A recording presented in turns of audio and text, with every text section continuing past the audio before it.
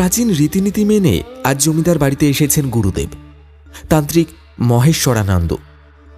দীর্ঘদেহী, রুক্ষ চেহারা, চোখে মুখে গভীর রহস্যের ছাপ, কপালে চন্দনের ফোঁটা, শ্বেত বসনে আবৃত তার তেজস্বী দেহ, আর গলায় রুদ্রাক্ষের মালা এবং হাতে ত্রিশূল সদৃশ্য কাঠের দণ্ড। জমিদার বাড়ির মানুষ তাকে পরম শ্রদ্ধার চোখে দেখে। বধূর শাশুড়ি মা নিজ হাতে জল ঢেলে তার পা ধুইয়ে দিচ্ছে। তার চোখে পরম ভক্তি। এ যেন দেবতাকে পুজো করার মতো এক পবিত্র রীতি। গুরুদেব, আজ আমাদের ঘর আলো করে নতুন লক্ষ্মী এলো। ওর মঙ্গল কামনার জন্যই আপনাকে ডেকেছি। গুরুদেব কিছুক্ষণ বধূর দিকে তাকিয়ে রইলেন, তারপর শান্ত গলায় বললেন, এই কন্যার কপালে শুভ লক্ষণ আছে, তবে এখানে এক শক্তির আভাস টের পাচ্ছি। যাক, দেবীর কৃপা থাকলে সব শুভ হবে। তার কথা শুনে সবাই এক মুহূর্তের জন্য থমকে গেলেও জমিদার বাবু হাসলেন। গুরুদেব, আপনি তো জানেন আমাদের পরিবারে দেবী দুর্গার কৃপা চিরকাল বিরাজমান। আমাদের আশীর্বাদ করুন যাতে এই নতুন জীবন সুখী হয়। এসব কথার মাঝেই জমিদার বাড়ির ছোট ছেলে মাত্র 12 বছরের অভয় দূরে দাঁড়িয়ে মিটিমিটি হাসছে। তার চোখে কৌতূহল আর আনন্দের ঝলক, যেন নতুন বৌঠান তার নতুন খেলার সঙ্গী। ইতিমধ্যেই বৌঠানের সঙ্গে তার বন্ধুত্ব হয়ে গেছে। সে লুকিয়ে লুকিয়ে তাকে খিলখিলিয়ে হাসিয়ে তুলছে। নববধূ এক ঝলক অভয়ের দিকে তাকিয়ে মিষ্টি হেসে ফেললেন।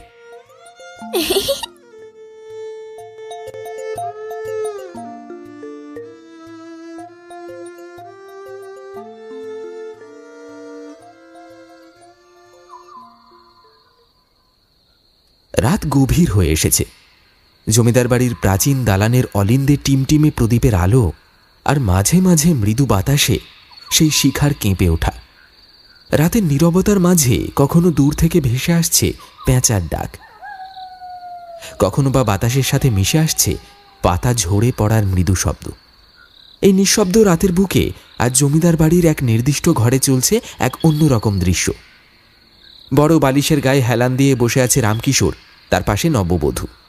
পরনে হালকা শাড়ি, অলংকার খুলে রাখা হয়েছে, কেবল সিঁথির সিঁদুরটুকু যেন এখনও তার নতুন জীবনের চিহ্ন হয়ে জ্বলজ্বল করছে। অপর পাশে অভয় বালিশে আধশোয়া হয়ে ছোট হাত দুটো নববধূর কোলে রেখে যেন নিজের অবস্থান স্থির করতে চাইছে।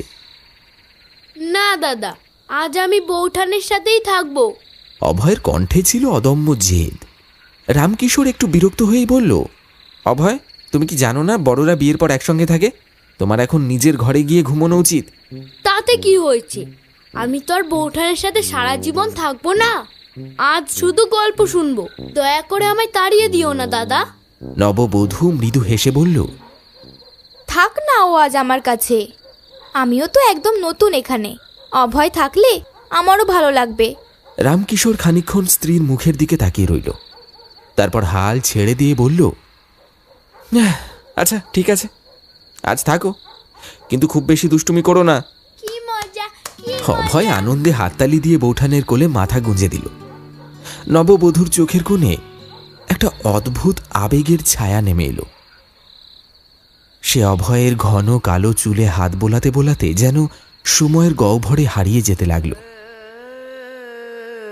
এই ছোট্ট শিশুর মাঝে সে যেন খুঁজে পেল তার শৈশবের হারিয়ে যাওয়া সঙ্গীকে, তার নিজের ভাই, যে ছিল একেবারে অভয়ের মতো, ওর মতোই চঞ্চল, হাসি খুশি আর বায়নাবাজ। কিন্তু সেই ভাই আর নেই। ভয়ানক এক জ্বরে ছটফট করতে করতে একদিন চির বিদায় নিয়েছিল তার ছোট্ট শৈশব সঙ্গী। নববধূর বুকের মধ্যে হাহাকার করে উঠল।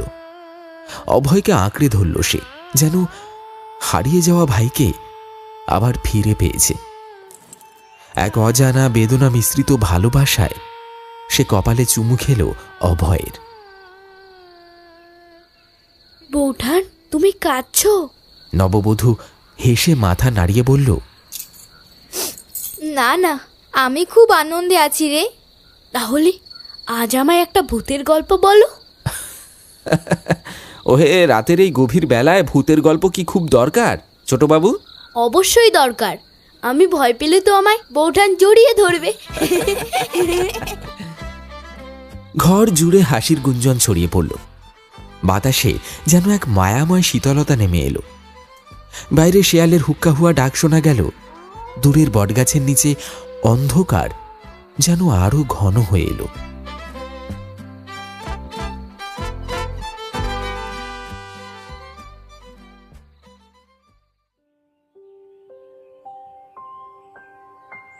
নতুন বউ যেন এক আশীর্বাদের বাতাস হয়ে এসেছে এই জমিদার বাড়িতে। তার কোমল স্বভাব, মিষ্টি হাসি আর সকলের প্রতি বিনম্র ব্যবহার দেখে গোটা গ্রাম আজ তার প্রশংসায় পঞ্চমুখ।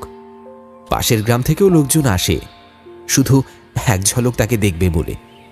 দাসী বাঁধিরাও তার আদর আপ্যায়নে মুগ্ধ, যেন গৃহদেবীর মতোই ভালোবাসতে শুরু করেছে তাকে। কিন্তু এর মাঝেও একজনের চোখে সে বিশেষভাবে গৃহীত হয়নি, রামকিশোরের মা। তার কাছে নতুন বউয়ের এই একটি দোষই যেন সবকিছু ম্লান করে দিয়েছে। সে রীতিমতো বেঁটে। তার সুদর্শন দীর্ঘকায় ছেলের জন্য তিনি স্বপ্ন দেখেছিলেন এক রাজরানীর মতো উচ্চতা আর গৌরবর্ণা অভিজাতের কোনো কন্যা আসবে।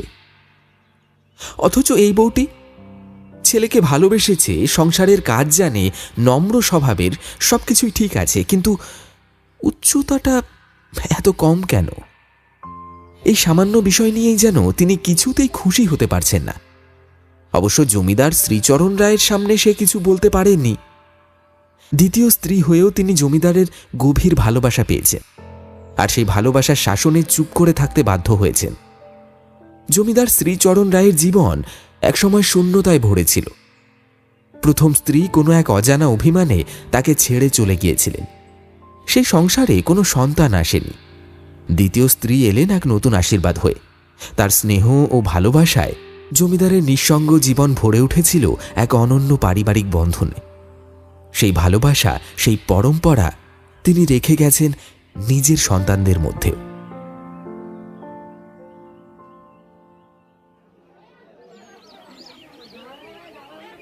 সকালবেলা জমিদার বাড়ির উঠোনে কর্মচাঞ্চল্য, চাকর বাকরদের হাঁক ডাক আর রান্নাঘর থেকে গরম ভাপ ওঠা খিচুড়ির গন্ধ। গোয়াল ঘর থেকে গরুর ডাক, সব মিলিয়ে জমিদার বাড়ির প্রতিদিনের চেনা ব্যস্ততা। কিন্তু আজ এই চেনা ছন্দে একটু ব্যতিক্রম ঘটল। নতুন বউ চাকরদের কাজের মাঝে হঠাৎই ঢুকে পড়ল। সে তো এক অভিজাত ঘরের মেয়ে, বাড়ির কাজের লোকেদের সঙ্গে তেমন কিছু করার প্রয়োজন হয়নি কখনো, কিন্তু আজ সকালে সে এগিয়ে এলো বাড়ির এক বিশেষ কাজে হাত লাগাতে। কেউ একজন বলেছিল দুধ ছেঁকে রাখতে হবে ঠান্ডা হওয়ার জন্য, কিন্তু সে ভুল করে ফুটন্ত দুধ সরিয়ে না রেখে উল্টো চুলোর উপর রেখে দিল। কিছুক্ষণ পর দুধ উতলে উঠল, চুলো ভিজে গেল এবং সেই ধোঁয়া দেখে জমিদার গিন্নি ছুটে এলেন। ও মা গো, কি সর্বনাশ করলে! চারিদিকে মুহূর্তের মধ্যেই নিস্তব্ধতা নেমে এলো। জমিদার গিন্নির চোখ রাগে জ্বলছে। চাকর বাকরেরা থমথমে মুখে দাঁড়িয়ে রইল। বৌমা, তোমার কি কিছু বোধ বুদ্ধি নেই? এসব কাজ কি তোমার করার কথা? বাড়ির কাজের লোক আছে কেন? নতুন বউ মাথা নিচু করে দাঁড়িয়ে রইল, মুখে কথা নেই। শরীরটা কেমন যেন কেঁপে উঠল লজ্জায় আর ভয় মিশিয়ে। আমি তো ভালো করতে চেয়েছিলাম মা। ভালো করতে চেয়েছিলে? এইভাবে বাড়ি জ্বালিয়ে দেবে নাকি? এই জমিদার বাড়ির বউ হয়ে কি এইভাবে কাজ করা সাজে? কোনো উত্তর নেই। চোখের কোণে জল চিকচিক করছে। মুহূর্তের মধ্যেই সেই জল গড়িয়ে পড়ল গাল বেয়ে। সে আঁচলে মুখ ঢেকে ছুটে গেল নিজের ঘরে। দরজা বন্ধ হওয়ার সঙ্গে সঙ্গে বাইরে উঠোনে দাঁড়িয়ে থাকা অভয় ছুটে এলো। বৌঠান, বৌঠান, দরজা খোলো। সে বারবার দরজায় ধাক্কা দিতে লাগলো। তুমি কাঁদছো? মা কি বেশি বকেছে? কোনো উত্তর নেই। বৌঠান, দরজা খোলো, আমি কষ্ট পাচ্ছি। অভয়ের গলায় শিশু সুলভ আরতি ফুটে উঠল, কিন্তু ঘরের ভেতর থেকে শুধু নিস্তব্ধতা, শুধুই একটা চাপা কান্নার শব্দ। অভয় বারবার দরজায় ধাক্কা দিলেও ভেতর থেকে কোনো সাড়া আসেনি। নতুন বউ আঁচলে মুখ লুকিয়ে নিশ্চুপ হয়ে বসেছিল। অভয়ের মন আরো ব্যাকুল হয়ে উঠল। সে আরো কিছুক্ষণ দরজার বাইরে দাঁড়িয়ে রইল, কিন্তু ভেতর থেকে কোনো উত্তর এলো না। হতাশ হয়ে একসময় সে ধীরে ধীরে পা টেনে উঠোনের দিকে চলে গেল। ঠিক সেই মুহূর্তে বাড়ির ফটকের বাইরে থেকে শঙ্খের শব্দ ভেসে এলো। ভারী কাঠের ফটক খুলে গেল ধীরে ধীরে। বাড়ির চাকর বাকরেরা একপাশে সরে দাঁড়ালো। প্রবেশ করলেন তান্ত্রিক মহেশ্বরানন্দ। মাথায় ছিল জটা বাঁধা চুল, গলায় রুদ্রাক্ষের মালা, কপালে চন্দনের ফোঁটা। তার প্রবল ব্যক্তিত্ব, তীক্ষ্ণ চাহনি দেখে কেউ সহজে তার সামনে দাঁড়াতে সাহস পায় না। জমিদার গিন্নি সসম্মানে এগিয়ে এলেন, হাঁটু গেড়ে প্রণাম করলেন তার সামনে। আর দাসীরা ছুটে এসে পিতলের লোটায় জল নিয়ে তান্ত্রিকের পা ধুইয়ে দিল। সেই জল দিয়ে জমিদার গিন্নি নিজের মাথা ছুঁয়ে প্রণাম করলেন। গুরুদেব, এই সময় আপনি আমার বাড়িতে পদার্পণ করলেন, আমরা কৃতজ্ঞ। তান্ত্রিক ধীর কণ্ঠে বললেন, এটি শুভক্ষণ মা। নববধূর আগমনের পর চৈত্র সংক্রান্তি আসছে। এবার তোমাদের বাড়িতে মহামঙ্গল হবে। আমার পরামর্শ, গম্ভীরা উৎসবের আয়োজন করা হোক। এতে গোটা গ্রামের মঙ্গল হবে। জমিদার বাড়ির ভবিষ্যৎ আরো শুভ হবে। জমিদার গিন্নি বিনীতভাবে মাথা ঝুঁকিয়ে বললেন, আপনার বাক্যই আমাদের পথ প্রদর্শক। আমি জমিদার মশাইয়ের সাথে কথা বলবো, নিশ্চয়ই তিনি উৎসবের আয়োজন করবেন। ঘরের ভেতর থেকে অভয়ের বৌঠান সমস্ত কথা শুনতে পাচ্ছিল। গম্ভীরা উৎসব। তার বাপের বাড়িতেও এই উৎসব হতো। সেও তখন কত ছোট ছিল। গম্ভীরার ঢাক বাজলে আনন্দে লাফিয়ে উঠত সে আর তার ভাই। সেই ভাই যে আজ আর নেই। এইসব স্মৃতির ভিড়ে তার বুকের ভেতরটা কেমন যেন হাহাকার করে ওঠে। কিন্তু এক মুহূর্ত পরেই সে শুনতে পেল ভারী চরণধ্বনি। তান্ত্রিক বাড়ি থেকে বেরিয়ে যাচ্ছে। তান্ত্রিক চলে যাওয়ার কিছুক্ষণ পর অভয় এখনো দাঁড়িয়েছিল উঠোনে। কিন্তু ঠিক তখনই তার মা গর্জে উঠলেন, এই অভয়, এতক্ষণ ধরে এখানে দাঁড়িয়ে আছিস কেন? এখনো স্নান করিসনি? তোকে পাঠশালায় যেতে হবে তো। যা বলছি, স্নান করে নিয়ে গিয়ে। পড়াশোনা শিখবি না, সারাদিন শুধু বৌঠান বৌঠান করছিস। মায়ের ধমকে অভয়ের মুখটা কাঁচু মাচু হয়ে গেল। তার বুকের ভেতরটা মোচড় দিয়ে উঠল। সে ধীরে ধীরে পা টেনে বাড়ির পুকুর ঘাটের দিকে রওনা দিল। কিন্তু বারবার পেছন ফিরে বৌঠানের বন্ধ দরজাটার দিকে তাকাচ্ছিল। তার ছোট্ট মন বুঝতে পারছিল না যে সে যেন আজ প্রথমবারের মতো সত্যিকারের দুঃখ অনুভব করল।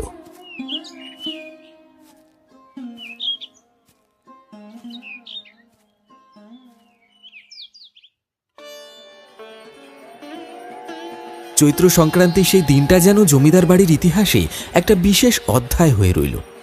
বিশাল প্রাঙ্গণ আলোয় ঝলমল করছে। মাটির প্রদীপের নরম আলোয় জমিদার বাড়ির প্রতিটা কোণ রহস্যময় আভায় মিশে গেছে। গম্ভীরার ঢাক, কাঁসা আর শঙ্খের শব্দে বাতাস কাঁপছে। সারা গ্রাম যেন একত্র হয়েছে এই মহোৎসবে। প্রবীণরা বসে আছে গম্ভীরা গানের আসরে, ছেলেমেয়েরা দৌড়ঝাঁপ করছে উঠোন জুড়ে। পুকুর ঘাটে সজ্জিত হয়েছে প্রসাদ বিতরণের ব্যবস্থা। জমিদার শ্রীচরণ রায় আর তার স্ত্রী ও পরিবারের অন্যান্য সদস্যরা সসম্মানে বসে আছেন। আর সামনে দাঁড়িয়ে পুজোর সমস্ত নিয়মবিধি পালন করছেন স্বয়ং মহেশ্বরানন্দ তান্ত্রিক। তান্ত্রিকের গলা গভীর ও স্থির। এক একটি মন্ত্রোচ্চারণে যেন বাতাসের প্রবাহ বদলে যাচ্ছে। আগুনের লাল আলোয় তার রুদ্রাক্ষ মালা, কপালের চন্দনের তিলক আর জটার মধ্যে গাঁথা বেলপাতাগুলি আরো ভীতিকর দেখাচ্ছে। একাগ্র চিত্তে তিনি হাতে থাকা ত্রিশূলের আগায় গঙ্গার জল ছিটিয়ে চারদিক পবিত্র করে তুললেন। আর তারপরে তিনি একগুচ্ছ লাল সুতোয় বাঁধা একটা বিশেষ পুঁটুলি বের করলেন। এই পুটুলির মধ্যে থাকা উপাদানগুলো বিশেষভাবে প্রস্তুত করা হয়েছে। এগুলো বাড়ির চার কোণে এবং মূল প্রবেশ দ্বারের সামনে স্থাপন করতে হবে, যাতে অশুভ শক্তি কোনোভাবেই প্রবেশ করতে না পারে। এই কথা শুনে বাড়ির চাকর বাকররা দ্রুত এগিয়ে গেল। মহেশ্বরানন্দ নিজেই একে একে বাড়ির উত্তর, দক্ষিণ, পূর্ব ও পশ্চিম কোণে লাল সুতোয় বাঁধা সেই পুটুলি স্থাপন করলেন। তারপর মূল দরজার সামনে একটি ছোট্ট গর্ত খুঁড়ে গভীর মনোযোগে একটিকে পুঁতে দিলেন। মুহূর্তের মধ্যেই শুদ্ধ গন্ধ ছড়িয়ে পড়ল চারপাশে। এরপর তিনি রামকিশোর এবং তার নববধূ সদ্য গৃহলক্ষ্মী হয়ে আসা শারদাকে সামনে ডেকে আনলেন। শারদা ইতস্তত করছিল, কিন্তু শাশুড়ির ইশারায় সে ধীর পায়ে এগিয়ে এলো। তান্ত্রিক তার গলায় একটি কালো সুতোয় বাঁধা মন্ত্রপুত তাবিজ পরিয়ে দিলেন, আর রামকিশোরের হাতে আরেকটি দিলেন। এটি ধারণ করো, তোমাদের দাম্পত্য জীবনের সুখ ও কল্যাণ রক্ষা হবে। শারদা তাবিজের ঠান্ডা স্পর্শ অনুভব করতেই বুকের ভেতর অদ্ভুত একটা শিহরণ বয়ে গেল। এই অনুভূতির মাঝেই কানে এলো ঢাকের উন্মাদনা।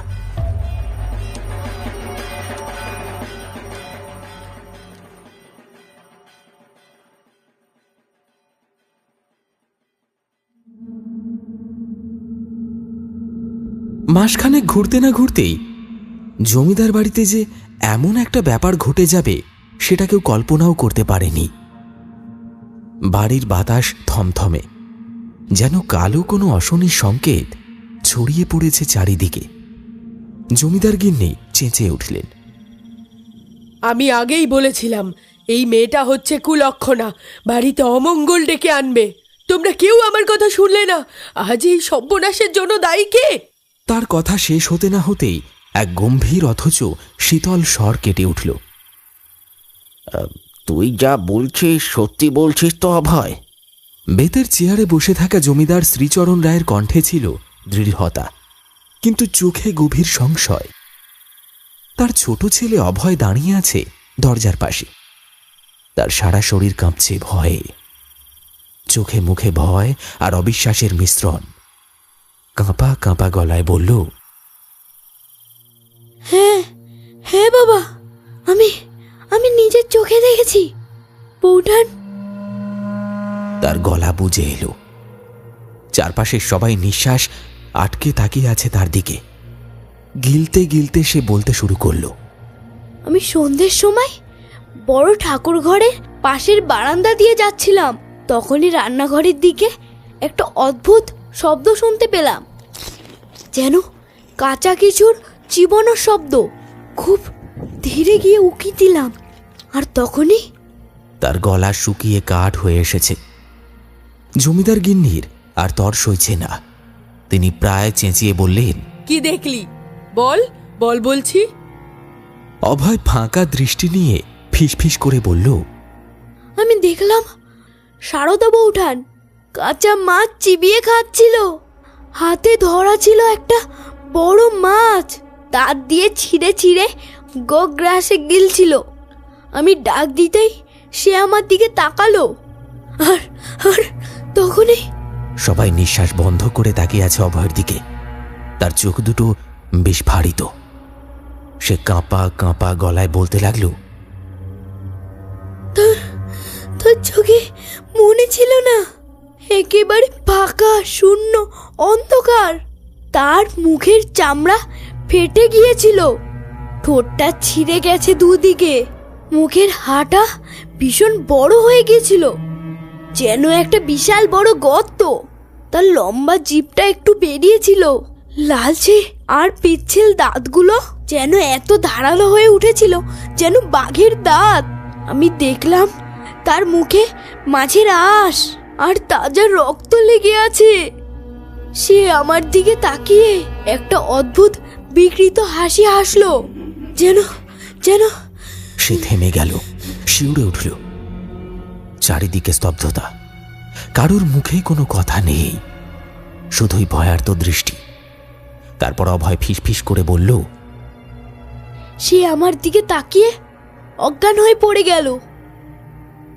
ঘরের সবাই একে অপরের দিকে তাকালো।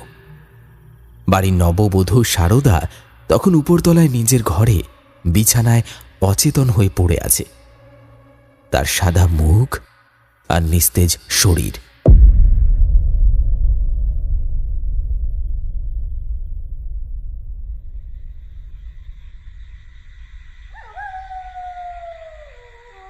সারা দিনের সকল ঘটনার পর অবশেষে রাত নেমেছে জমিদার বাড়ির আকাশে।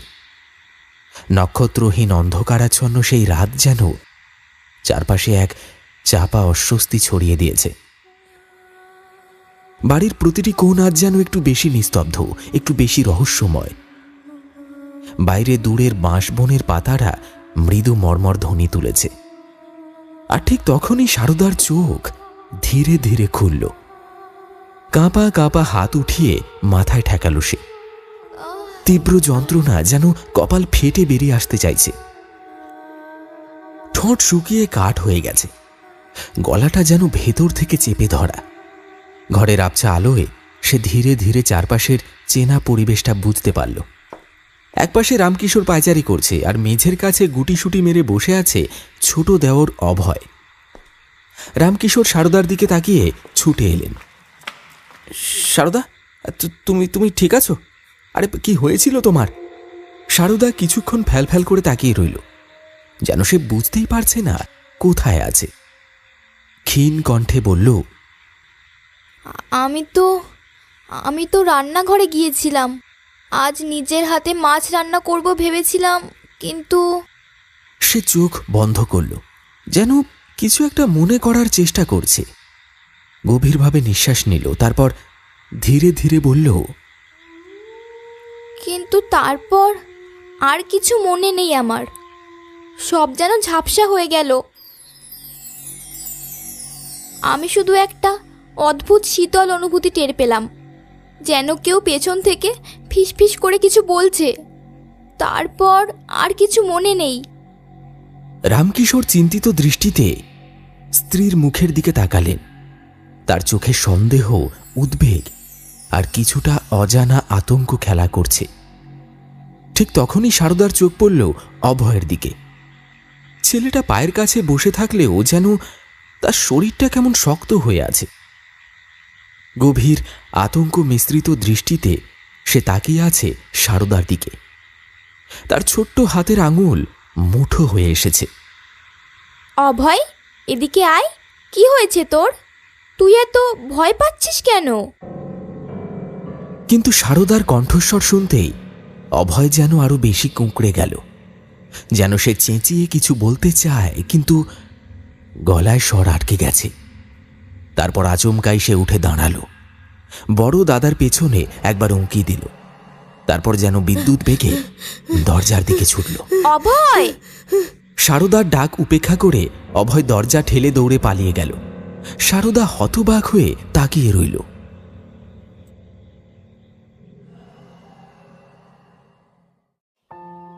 পরদিন ভোরের প্রথম আলো ফুটতেই সারদা যেন একটা নতুন মানুষ। আগের রাতের বিভীষিকা তার মনে বিন্দুমাত্র রেখাপাত করেনি। সে আগের মতোই হাসছে, গল্প করছে, রান্নাঘরে গিয়ে কাজ করছে, বাড়ির বউদের সঙ্গে কথাবার্তা বলছে, যেন কিছুই ঘটেনি। জমিদার বাড়ির প্রতিটি মানুষ তার এই আচরণ দেখে বিস্মিত। কেউ কেউ ভাবছে হয়তো কালকের ঘটনাটা আসলেই একটা বিভ্রম ছিল, হয়তো অভয় ভুল কিছু দেখেছিল। কিন্তু সন্দেহের কাঁটা একেবারে সরিয়ে ফেলতে পারল না কেউ। সকালের কাজকর্ম চলছিল স্বাভাবিকভাবে। এমন সময় জমিদার শ্রীচরণবাবু বাড়ির উঠোনে এসে গম্ভীর স্বরে সকলকে প্রশ্ন করলেন, এই অভয়কে কেউ দেখেছিস? প্রথমে সবাই একে অপরের দিকে তাকাল, যেন কিছু বুঝেই উঠতে পারছে না। বাড়ির বিভিন্ন কাজে সকলে এতটাই ব্যস্ত ছিল যে অভয়ের কথা কেউ খেয়ালই করল না। কিন্তু সারদার বুকটা ধক করে উঠল। সে চারপাশে তাকিয়ে খুঁজতে লাগলো, কিন্তু কোথাও অভয় নেই। প্রথমে বিষয়টা খুব একটা গুরুত্ব পায়নি।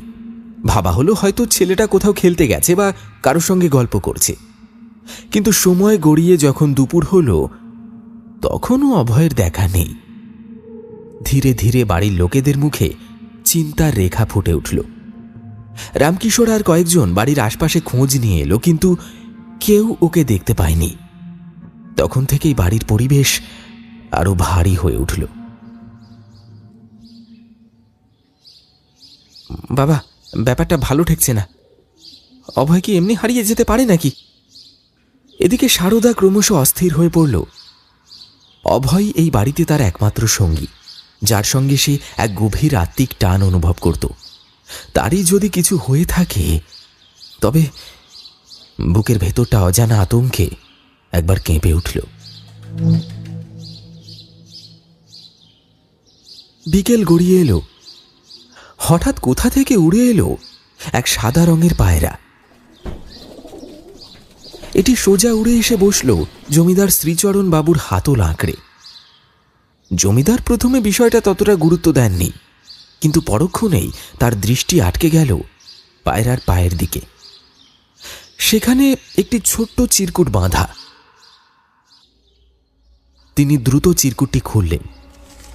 তার কপালে ভাঁজ পড়ল, মুখ গম্ভীর হয়ে গেল। ধীরে ধীরে সেটি পড়তে শুরু করলেন তিনি। চিঠিতে লেখা ছিল, আপনার পূর্বপুরুষের গুপ্তধনের সন্ধান আপনি ছাড়াও আরেকজন জানে, এবং সে হলো আমি। তবে আমি কে জানার চেষ্টা করার চেয়ে শ্রেয় সমস্ত গুপ্তধন একত্রিত করে একটি গরুর গাড়ি মারফত দক্ষিণের জঙ্গলে পৌঁছে দিন। আপনার ছোট ছেলে অভয় যথা সময় আপনার কাছে পৌঁছে যাবে। শ্রীচরণ বাবুর চোখ বিস্ময়ে বিস্ফারিত হল। চিঠির অক্ষরগুলো যেন চোখের সামনে নাচছে। বাবা, বাবা, কি হয়েছে? রামকিশোর উদ্বিগ্ন হয়ে জানতে চাইল। কোনো উত্তর না দিয়ে জমিদার ধীরে ধীরে চিঠিটি বাড়িয়ে দিলেন। রামকিশোর পড়তে শুরু করল, আর তার চোখও বিস্ময়ে বড় হয়ে গেল। গুপ্তধন? রামকিশোর ফিসফিস করে বলল, এ ব্যাপারে তো আমি কিছুই জানি না। শ্রীচরণ বাবু ধীরে ধীরে বললেন, আমি ঠিক সময় তোকে সব জানাবো ভেবেছিলাম, কিন্তু বিষয়টা এতটাই গোপন ছিল যে প্রকাশ করা বিপজ্জনক হতে পারত। এই আশঙ্কাটাই করেছিলাম, কেউ না কেউ হয়তো এই গুপ্তধনের কথা জেনে যাবে এবং ওটাকে হাতিয়ে নেওয়ার চেষ্টা করবে। কিন্তু কে এই চিঠির লেখক? অভয় কি আদৌ নিরাপদে আছে? গুপ্তধনের লোভে কে এত বড় চক্রান্ত করছে? বাড়ির সবাই উৎকণ্ঠায় প্রহর গুনতে লাগল, কিন্তু কেউ বুঝতে পারল না পরবর্তী মুহূর্তে কি ঘটতে চলেছে।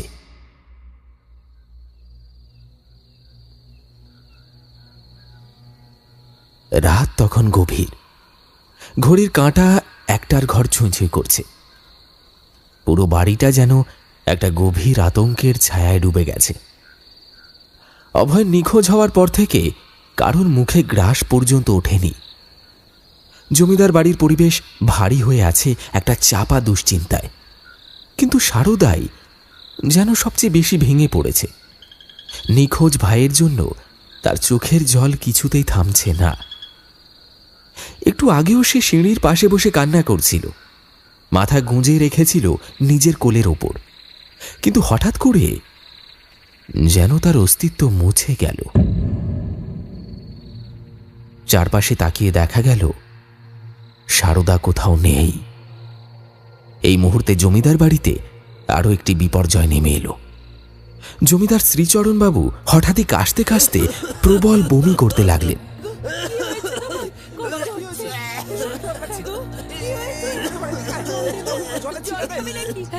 সারা শরীর কাঁপছে, চোখে মুখে অস্বাভাবিক ভয়, যেন কিছু একটা তাকে ধীরে ধীরে গ্রাস করছে। উপস্থিত সবাই হতবাক হয়ে গেল। শীঘ্রই গ্রামের বৈদ্য নিতাই চরণকে ডাকা হলো। বৈদ্য এসে নানান রকমের গাছের পাতা, শিকড় বাকড়, তেল তরকারি কিছুই বাদ দিল না। ঝাড়ফুঁক করলো, মন্ত্র পড়ল, কিন্তু কিছুতেই কাজ হলো না।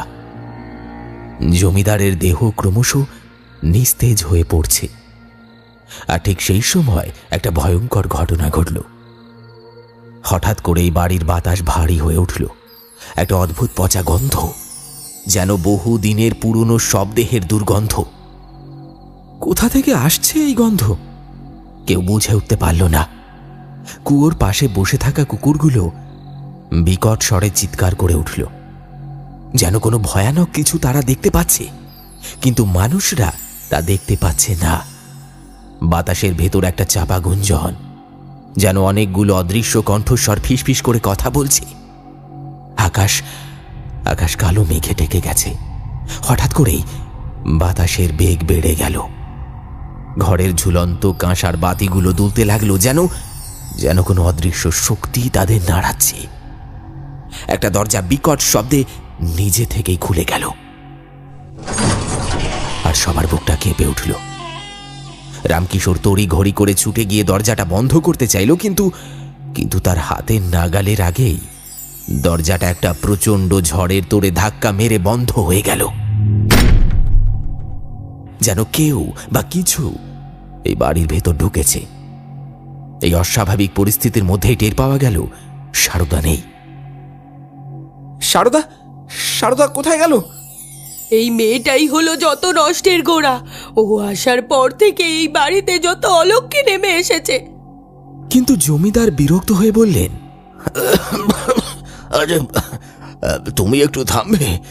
ও নতুন এসেছে, এই রহস্যের সঙ্গে ওর কোনো সম্পর্ক নেই। আমার মন বলছে এর পেছনে অন্য কোনো গভীর ষড়যন্ত্র লুকিয়ে আছে।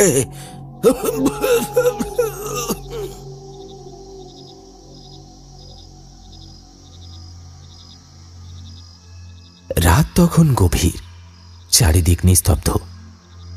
হঠাৎই দক্ষিণের জঙ্গল থেকে একটা বিকট চিৎকার প্রতিধ্বনিত হয়ে ছড়িয়ে পড়ল সারা গ্রামে। সেই আর্তনাদ যেন মাটির বুক কাঁপিয়ে দিল। কে চিৎকার করল? অভয় নাকি সারদা? জমিদার বাড়ির সবাই স্তব্ধ হয়ে গেল। বাতাস ভারী হয়ে উঠল একটা চাপা আতঙ্কে। শ্রীচরণবাবু তখনও নিথর, দুর্বল শরীরে শুয়ে আছে। তার কপালে বিন্দু বিন্দু ঘাম। তার শারীরিক অবস্থা এতটাই খারাপ যে তিনি নিজে উঠতে পারলেন না। অগত্যা এক প্রহরীকে তার পাশে রেখে জমিদার গিন্নি রামকিশোর, কয়েকজন দাসদাসী ও 4-5 জন লেঠেল মশাল হাতে বেরিয়ে পড়ল।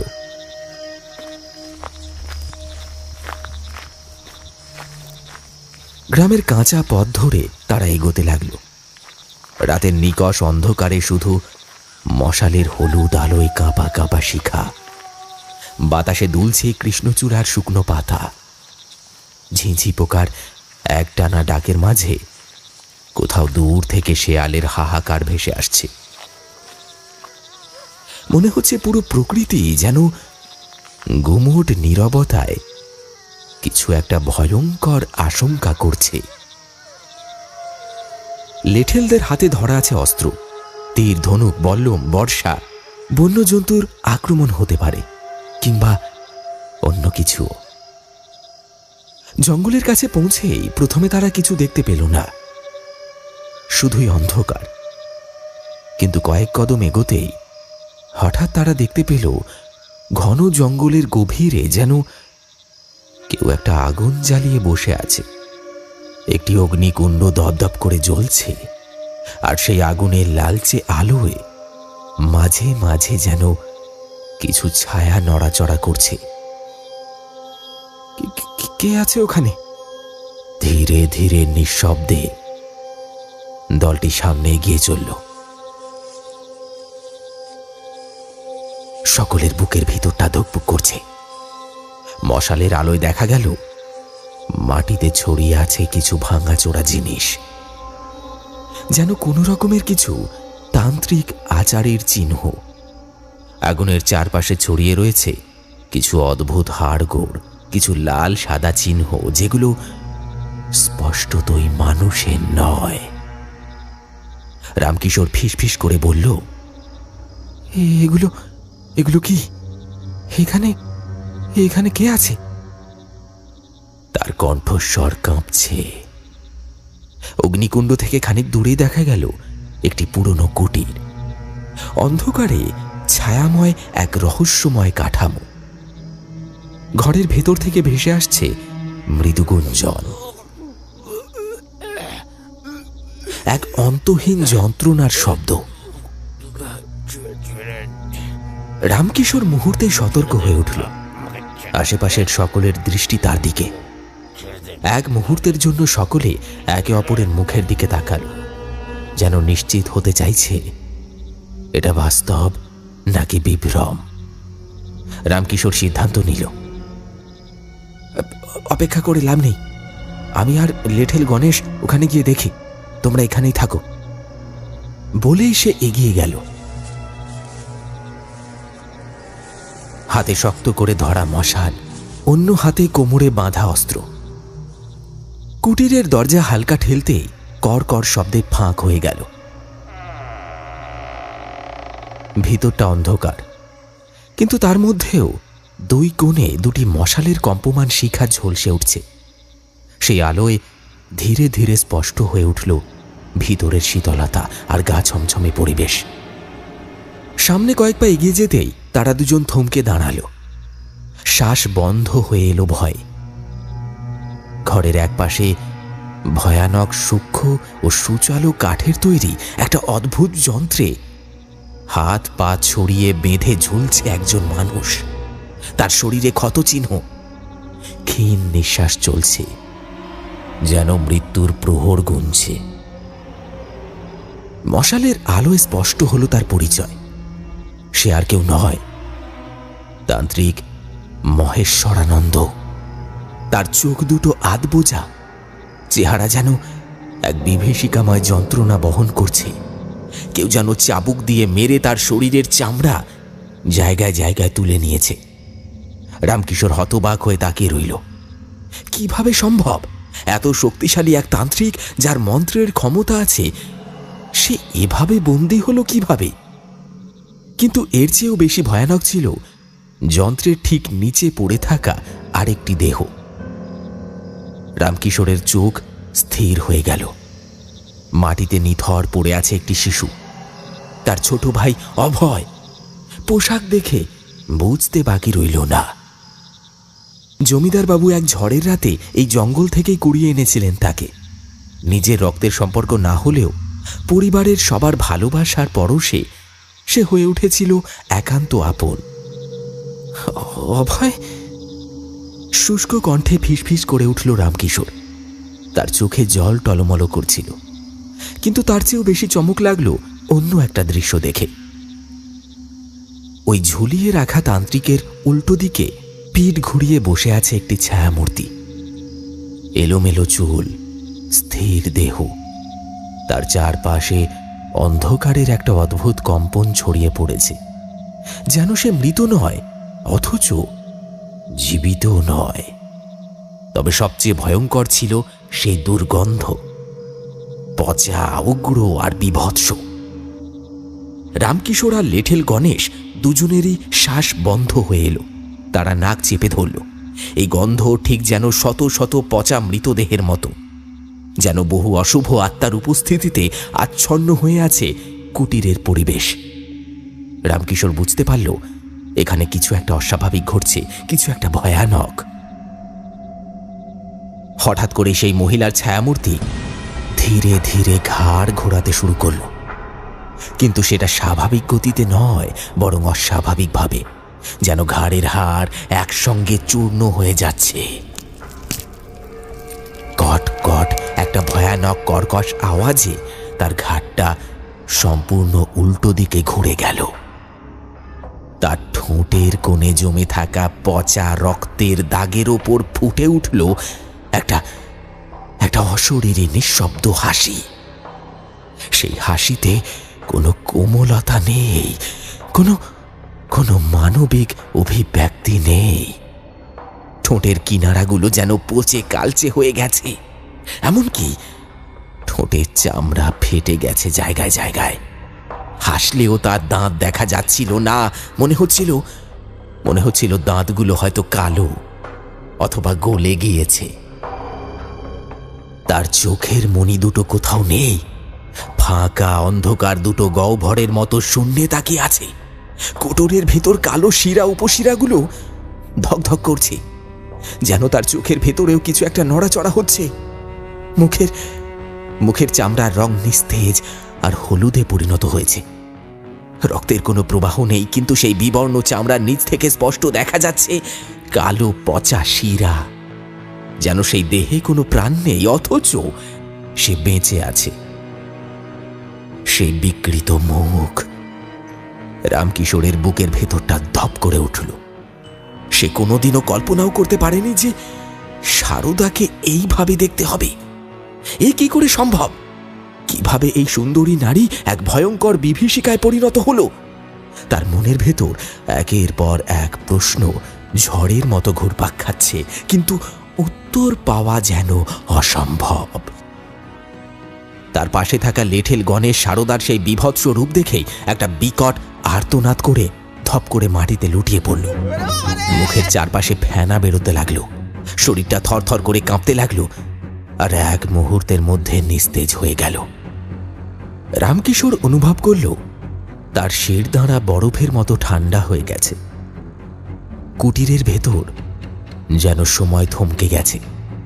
বাতাসের ভারী গন্ধ আরো ঘনীভূত হচ্ছে, সেই পচা দুর্গন্ধ। আর সেই বিভৎস ছায়ামূর্তি তখনও তাকিয়ে আছে, এক টানা নিশ্চল আর গভীর শূন্য দৃষ্টিতে। গভীর ক্লান্ত পরাজিত এক কণ্ঠে বন্দি অবস্থায় থাকা তান্ত্রিক মহেশ্বরানন্দ ফিসফিস করে বলল, আমাকে আমাকে বাঁচাও রামকিশোর। আমি কথা দিচ্ছি, আমি আর এখানে থাকবো না। চলে যাব, বহু দূরে চলে যাব। অন্যায় করেছি, পাপ করেছি, লোভে পড়ে নিজের ফাঁদেই নিজে আটকে গেছি। আমি অসহায়। তার কণ্ঠে কোনো জাদুকরী মায়াজাল নেই, নেই কোনো ভয়ানক তেজ, বরং এক করুণ আকুতি, এক হাহাকার। তান্ত্রিকের চোখের গভীর অন্ধকার থেকে এক পশলা অতীতের ঝড় উঠে এলো। সে বলতে লাগলো, তুমি জানো না রামকিশোর, তোমার পিতার অতীতের এক অধ্যায় লুকিয়ে আছে আমার এই সর্বনাশের গল্পে। তোমার পিতার আগে একবার বিবাহ হয়েছিল এক নারীর সঙ্গে, কিন্তু সে সংসার সুখের হয়নি। আমি তখন তন্ত্র সাধনায় প্রবেশ করিনি, তখনও আমি ছিলাম মানুষ, আর সে মেয়েটি ছিল আমার প্রেমিকা। কিন্তু অর্থের কাছে আমি হেরে গিয়েছিলাম। তার পিতা তাকে তোমার বাবার সঙ্গে বিয়ে দিলেন, তার মতের বিরুদ্ধে। সে সংসার করতে পারেনি। একদিন ঝড় বৃষ্টির রাতে সমস্ত সম্পর্ক ছিন্ন করে সে ফিরে এলো আমার কাছে। কিন্তু ততদিনে আমি অন্য পথে এগিয়ে গেছি। আমি স্থির করেছিলাম এই জীবনে আর কোনো নারীকে স্থান দেব না। আমি তন্ত্র সাধনায় নিজেকে উৎসর্গ করেছি, কিন্তু পুরনো প্রেম ভোলা কি এত সহজ? তাকে আমি ফিরিয়ে দিলেও মন থেকে সরাতে পারিনি। আর তারপরে শুরু হলো এক অভিশপ্ত অধ্যায়। সেই নারী আমার কাছে এসে একদিন এক গোপন সত্য জানালো, তোমার বাবার গুপ্তধনের কথা। আমার ভেতরে দানব জেগে উঠল। শুধু লোভ নয়, প্রতিশোধের আগুনও জ্বলতে লাগলো আমার মধ্যে। আমি প্রতিজ্ঞা করলাম জমিদার শ্রীচরণ রায়কে ধ্বংস করব, তার সমস্ত ধন সম্পদ লুট করব, তার বংশকে ছারখার করে দেব। ধীরে ধীরে আমি তোমার পরিবারের প্রধান পুরোহিত এবং পরে ধর্মগুরু হয়ে গেলাম। সকলের বিশ্বাস অর্জন করলাম। আর তারপর একটা দীর্ঘশ্বাস ফেলে সে চোখ বন্ধ করল। তারপর কাঁপা কাঁপা কণ্ঠে বলে চলল, সেদিন চৈত্র সংক্রান্তির রাত। মৃতদেহের পোড়া হাড়ের গুঁড়ো, চুল, হাতের নখ, লাল সুতো, মন্ত্রপুত লোহার ফলা, এসব দিয়ে আমি তোর বাড়ির চারপাশে একটা ভয়ানক কালো জাদুর বাঁধন সৃষ্টি করলাম। জানিস তো কেন? যাতে ধীরে ধীরে তোর বাবার সুখ সমৃদ্ধি কমতে থাকে, পরিবারের সবাই অসুস্থ হয়ে পড়ে, নিঃশেষ হয়ে যায় তোদের বংশ। আমি ভেবেছিলাম একদিন সুযোগ পেলেই আমি সমস্ত ধন সম্পদ লুট করে চলে যাব, কিন্তু আমার পরিকল্পনা তখনই ব্যর্থ হলো। যখন তোমার ঠাকুরদার আত্মা ফিরে এলো। বজ্রাঘাতে মৃত্যু হয়েছিল তার, সে মুক্তি পায়নি, প্রেতে পরিণত হয়েছিল। তোমার পরিবারকে রক্ষা করতে ফিরে এলো সে। চিরকাল আমি তার বিরুদ্ধে লড়েছি, তাকে বাধা দিতে চেয়েছি, কিন্তু কোনোদিনই পারিনি। সে আমার সমস্ত পরিকল্পনা ধূলিসাৎ করে দিয়েছে। আজও সে ফিরে এসেছে তোমার স্ত্রীর দেহে ভর করে। আজ সেই আমাকে এই দুর্দশায় ফেলেছে,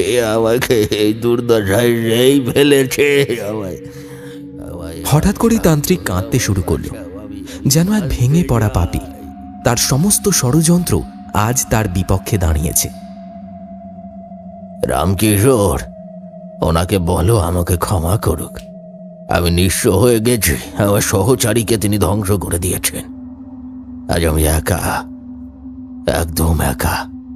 আমাকে মুক্তি দাও, আমাকে ক্ষমা করো। আমি সত্যি বাকি জীবন সুকর্ম করে কাটাতে চাই। তার কণ্ঠ ক্রমশ ফ্যাঁস ফ্যাঁসে হয়ে গেল, চোখের দৃষ্টি কুয়াশার মতো ঝাপসা হয়ে গেল। কিন্তু রামকিশোরের চোখে কোনো করুণা নেই। সে জানে পাপের ফসল একদিন পাপীকেই ভক্ষণ করে, আর আজ সেই দিন। বজ্রকণ্ঠে রামকিশোর বলল, শুধুমাত্র প্রতিশোধ স্পৃহার জন্য তুমি এতটা নিচে নামতে পারো? তোমাকে ভগবানের জায়গায় রেখেছিলাম আমরা, সেটা কি কম কিছু ছিল না? অন্যায় করেছ তুমি, অন্যায়, এর ফল তোমায় ভোগ করতেই হবে। সারদার বিকৃত অবয়বটা ধীরে ধীরে আবার ঘুরে তাকালো তান্ত্রিকের দিকে। সেই চাহনি শূন্য, অথচ তাতে ছিল এক অমোঘ ক্রোধ, এক শীতল প্রতিশোধ স্পৃহা। তার নীলচে কালো ঠোঁটের কোণে অদ্ভুত এক হাসি, যেন মৃত্যুর অনিবার্য পরিণতি দেখে সে তৃপ্তির শ্বাস ফেলছে। তার কঙ্কালসার হাত ধীরে ধীরে উঠে এলো বাতাসে। আঙুলের নখগুলো লম্বা, ধারালো, যেন শয়তানের নিজস্ব অস্ত্র। একটা মৃদু ইশারা করতেই নিচের সেই অদ্ভুত কাঠের তৈরি সুচালো যন্ত্রটি ধীরে ধীরে ঘুরতে শুরু করলো। প্রথমে মৃদু ঘূর্ণন, তারপর সেটা একটা বিকট শব্দে দ্রুত গতিতে ঘূর্ণায়মান হতে লাগলো, যেন কোনো অভিশপ্ত শক্তি তাকে নিয়ন্ত্রণ করছে। তান্ত্রিক মহেশ্বরানন্দ তখনও ঝুলন্ত অবস্থায়। তার দেহটা হালকা কেঁপে উঠল, আর পর মুহূর্তে সে বুঝতে পারল কিছু একটা টান তাকে নিচের দিকে নামিয়ে আনছে। তার পায়ের আঙুল কাঠের সেই সুচালো যন্ত্রের ধার ঘেঁষে যাচ্ছে, যেন এক ভয়ঙ্কর নিয়তির পরিহাস। তান্ত্রিক গলা ফাটিয়ে চিৎকার করল। সে হাত পা ছুঁড়ে বাঁচার চেষ্টা করছে, কিন্তু তার শরীর ক্রমে নিচে নামতে থাকলো। একটা অদৃশ্য শক্তি যেন তাকে ঠেলে নিয়ে যাচ্ছে মৃত্যুর দিকে। রামকিশোর দাঁড়িয়ে আছে বোবা হয়ে, তার পা যেন শেকড়ের মতো জমে গেছে মাটির সঙ্গে। সমস্ত কিছু অসার, অথচ তার চোখের সামনে যা ঘটছে তা যেন বাস্তব নয়, কোনো বিভীষিকাময় দুঃস্বপ্ন। হঠাৎই বাইরে অপেক্ষারত লোকজন দরজা ঠেলে ঘরের মধ্যে ঢুকে পড়ল।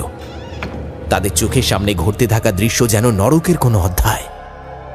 তান্ত্রিকের দেহটা এবার সম্পূর্ণ নিচে নেমে এলো, আর পর মুহূর্তে সেই কাঠের যন্ত্রের ঘূর্ণমান ফলার উপর পড়ল সে। একটা বীভৎস চিৎকার ছিঁড়ে গেল বাতাসে, যেন মানব কণ্ঠের শেষ আর্তনাদ। আর তারপর রক্তের এক ভয়ঙ্কর ঝর্ণা। সেই যন্ত্রের তীক্ষ্ণ ফলাগুলো এক মুহূর্তে ছিন্ন ভিন্ন করে ফেলল তান্ত্রিকের শরীরটা। তার পেট চিরে নাড়ি ভুঁড়ি বেরিয়ে এলো বাইরে। তার হাতের মাংস আলাদা হয়ে গেল হাড় থেকে। চোখের কোটর ফেটে বেরিয়ে এলো রক্তাক্ত মণি। শরীরের প্রতিটি অঙ্গ প্রত্যঙ্গ ছিটকে পড়তে লাগলো ঘরের বিভিন্ন কোণে। নারকীয় আর্তনাদ মিলিয়ে গেল এক বিকট ঘষাঘষির শব্দে। আর মুহূর্তের মধ্যেই একটা বিভৎস লাশে পরিণত হলো মহেশ্বরানন্দ। রক্তের গরম ফোয়ারা এসে পড়ল ঘরের উপস্থিত মানুষের গায়ে। কারোর মুখে, কারোর চোখে, কেউ বা কাপড়ে মাখামাখি হয়ে গেল সেই টাটকা রক্তে। আর সেই রক্তে একেবারে স্নান করে দাঁড়িয়ে রইল সারদা। তার বিকৃত নারী অবয়ব এখন বিভীষিকাময় প্রতিমার মতো, মাথা থেকে পা পর্যন্ত লাল হয়ে গেছে। আর সেই গন্ধ, একসঙ্গে পচা দুর্গন্ধ আর কাঁচা রক্তের উষ্ণ লোহিত গন্ধ মিশে বাতাসে এমন এক ভয়ানক পরিবেশ সৃষ্টি করল যে কেউ সহ্য করতে পারল না। সবাই বাইরে গিয়ে একে একে হড়হড় করে বমি করে দিল। কিন্তু সেই বিভীষিকার মাঝেও ধীরে ধীরে বদলে যেতে লাগলো সারদা। তার বিকৃত দেহটা কাঁপতে লাগলো, যেন কোনো অভিশাপের অবসান হচ্ছে। চোখের শূন্য গহ্বর আবার পূর্ণ হলো। কালো হয়ে যাওয়া চামড়াটা আস্তে আস্তে আগের অবস্থায় ফিরল। তারপর সে ধপ করে মাটিতে লুটিয়ে পড়ল।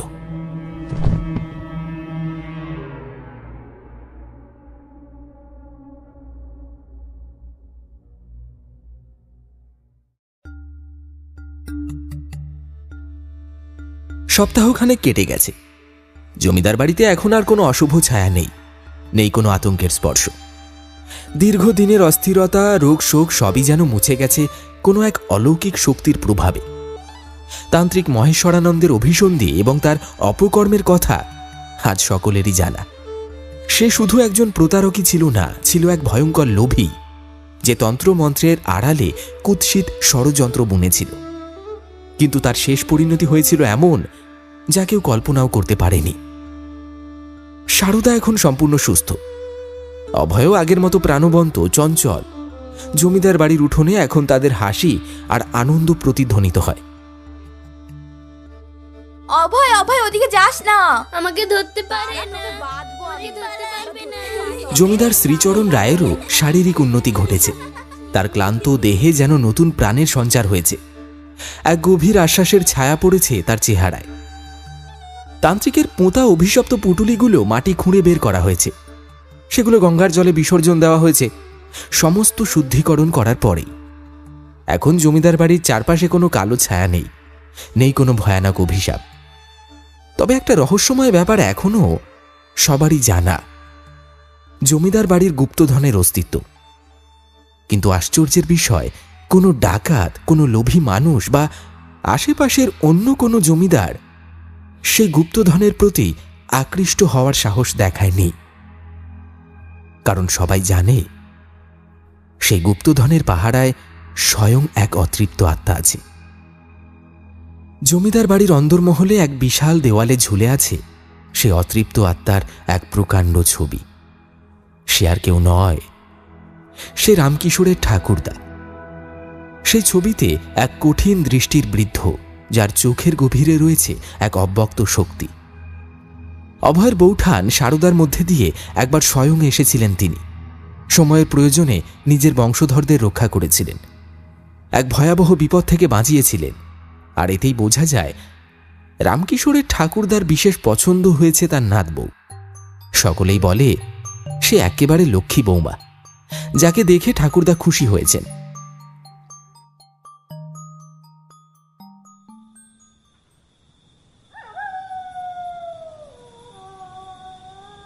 রাত তখন গভীর। নক্ষত্রহীন কালো আকাশের নিচে জমিদার বাড়ি এক রহস্যময় নিস্তব্ধতায় আচ্ছন্ন। কেবল মাঝে মাঝে বাতাসের মৃদু শব্দ, দূরে কোথাও একটানা ঝিঁঝি পোকার ডাক শোনা যাচ্ছে। সারদা বসে আছে ঘরের ভেতর, বিছানার এক ধারে। হঠাৎ ঘরে প্রবেশ করল রামকিশোর। দরজার কড়া নাড়িয়েই সে ঢুকে পড়ল ভেতরে। কি হলো, তুমি এখনো ঘুমোওনি? সারদা ধীরে ধীরে মুখ তুলল। একটা মৃদু হাসি ফুটল ঠোঁটের কোণে। সে আলতো করে রামকিশোরের কাঁধে হাত রাখল, কিন্তু পর মুহূর্তে সেই ছোঁয়া যেন বদলে গেল। তার কণ্ঠস্বরে অদ্ভুত পরিবর্তন এলো, গম্ভীর, ভারী আর অনেকটা যেন পুরুষালী কণ্ঠস্বর।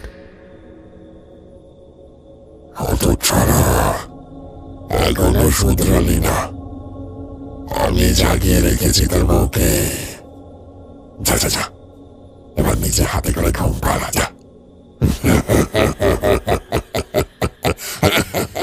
রামকিশোর হতভম্ব। হে কি, এই কণ্ঠস্বর, এই গম্ভীর হাসি, এ তো সারদার নয়। পরক্ষণেই ঘর জুড়ে প্রতিধ্বনিত হলো একটা রহস্যময় অট্টহাসি। সেই হাসি কাঁপিয়ে তুলল রাতের নিস্তব্ধতা।